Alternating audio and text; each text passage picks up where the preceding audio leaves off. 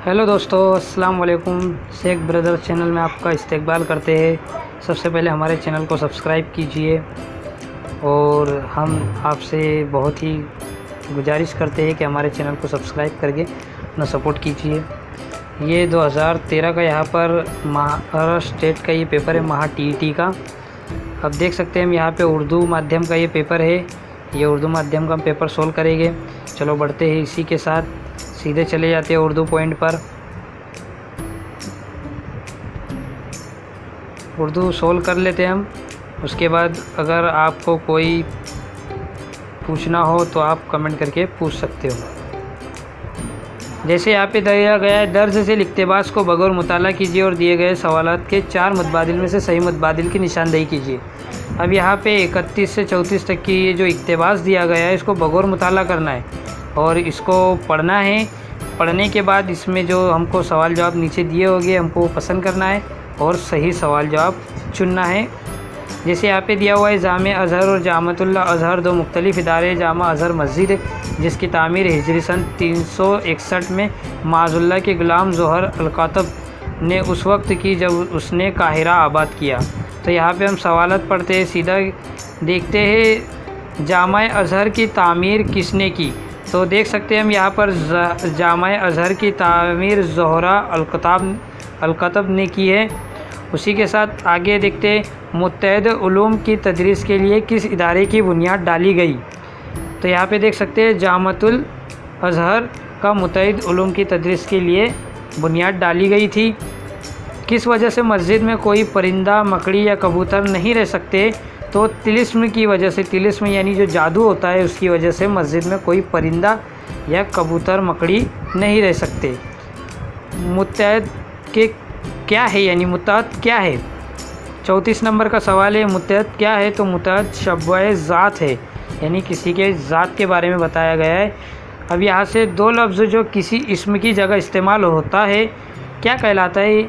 वो लफ्ज़ जो किसी इस्म की जगह इस्तेमाल होता है, जिसे मैंने पिछले पेपर में बताया था, वो ज़मीर कहलाता है।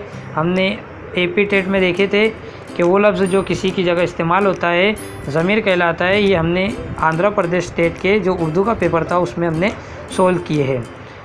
जमाल अमजद किसकी स्वाने उम्री है। जो जमाल अमजद है वो किसकी स्वाने उम्री है। तो यहाँ पे देख सकते हैं हम, वो अमजद हैदराबादी, यानी देखो नाम पर से ही इसने रखा है जमाल अमजद। तो अमजद हैदराबादी की लिखी हुई है स्वाने उम्री है। 30 परवाने शमाए रिसालत के किसकी तसनीफ़ है। यहाँ पे देख सकते हैं 30 परवाने शमाए रिसालत किसकी तसनीफ़ है। तो यहाँ पे तालिब हाशमी जो नाम आया है, तालिब हाशमी, इनकी ये तसनीफ़ है। राजेंद्र सिंह बेदी की सने विलादत, यानी जब राजेंद्र सिंह बेदी की विलादत सन क्या है वो देख सकते हैं हम। तो वो है 1915, है ना। सबसे पहले अब यहाँ पे मैं आपसे गुजारिश करूँगा कि हमारे चैनल को सब्सक्राइब कीजिए। देखते हैं इसी के साथ आगे, फलाहत के मानी है। फलाहत जो होता है उसके क्या मानी है। तो उसके मानी है खेती बाड़ी करना। फलाहत के मानी है खेती बाड़ी करना। इसी के साथ आगे बढ़ते हैं, नज़ीर अकबर आबादी का असली नाम बताइए। तो नज़ीर अकबर आबादी का असली नाम हम सब जानते ही है, वली मोहम्मद है। जो उनका असली नाम कहलाता है वली मोहम्मद। नज़ीर अकबर आबादी उनका तखल्लुस था। शहर यार को कौन सा इनाम मिला है। जो शहर यार को कौन सा इनाम मिला है। तो यहाँ पे ज्ञानपीठ अवार्ड शहर यार को मिला था, ज्ञानपीठ अवार्ड। शमसुल उलमा किसे कहा जाता है। शमसुल उलमा, तो शमसुल उलमा किसे कहा जाता है। तो शमसुल उलमा अल्ताफ़ हुसैन हाली को कहा जाता है। अब इसी के साथ देखते हैं, हाकिम की जमा। हाकिम की जमा अहकाम होता है।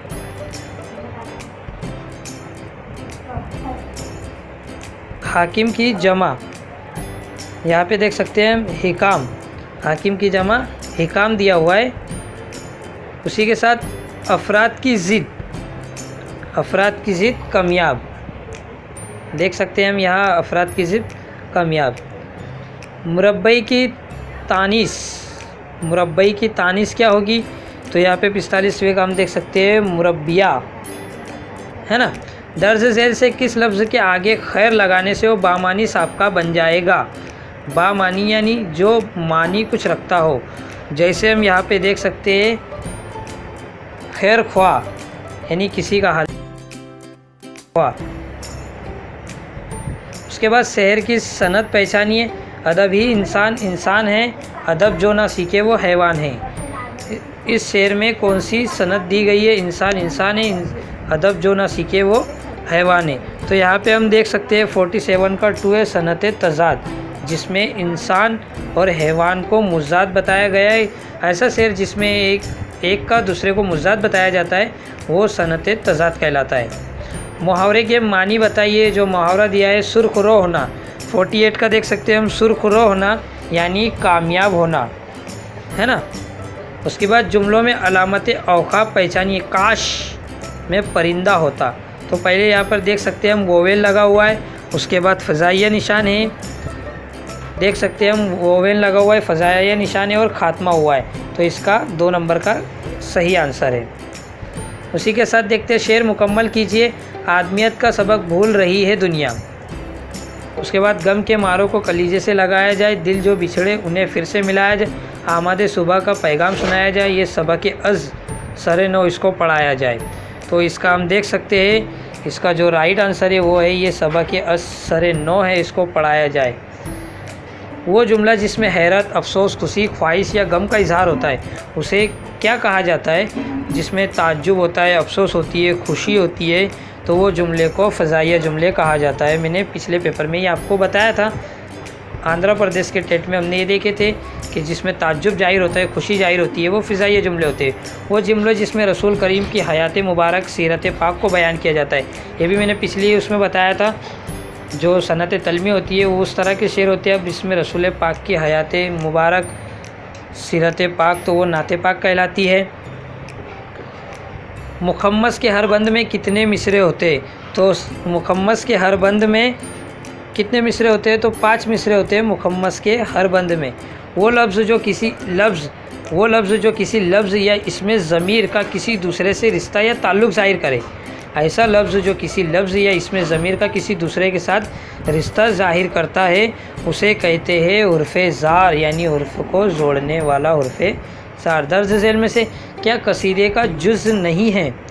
यहाँ पे देख सकते हैं हम 3 नंबर का सरापा जो है कसीदे का जुज़ नहीं है।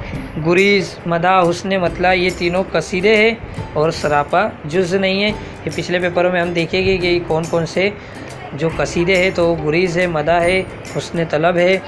रूप किसकी रुबाइयों का मजमुआ है? रूप जो है वो है फ़िराक गोरखपुरी, इनका लिखा हुआ है, इनकी रुबाई में से लिया गया है। अब यहाँ पे देख सकते हैं आशार का मुताला करना है और इनमें से हमको जो मुतबादिल है उसकी निशानदही करना है। दिल से जो बात निकलती है असर करती है, पर नहीं ताकत परवाज़ मगर रखती है। अब यहाँ पे देख सकते हैं हम कौन सी बात असर नहीं रखती है? तो देख सकते हैं हम दिल की। कौन सी बात असर नहीं रखती है? दिल की, है ना। जैसे हमने यहाँ पे देखा है कि दिल से जो बात निकलती है असर रखती है। अब यहाँ पे बताया हुआ है कौन सी बात असर रखती है, तो दिल की बात असर रखती है। आसमां को किसने चीरा? आसमान को किसने चीरा? तो देख सकते हैं आसमान को नालाए बेबाप ने चीरा, है ना। उसी के साथ देखते हैं मस्जिद मलाइक कौन है? मस्जिद मलाइक आदम है ना। आखिरी बंद में इंसानों को किस पर नाज है? तो आखिरी बंद पर इस इंसानों को ताकत गुफ्तार पर नाज है, यानी उनकी बोलने की जो कुव्वत है उस पर नाज है। यहाँ पे देख सकते हैं हम आखिरी बंद में बताया हुआ है, देख सकते हैं हम कहाँ पर लिखा हुआ है आखिरी बंद, नाज़े है ताकत गुफ्तार पर इंसान को बात करने का सलीका नहीं नादानों को। तो राइट ये। इसी के साथ यहाँ पर ये ख़त्म होता है। हमारे चैनल को सब्सक्राइब कीजिए, हम आपका हमेशा इस्तेक़बाल करते रहेंगे। इसके बाद हम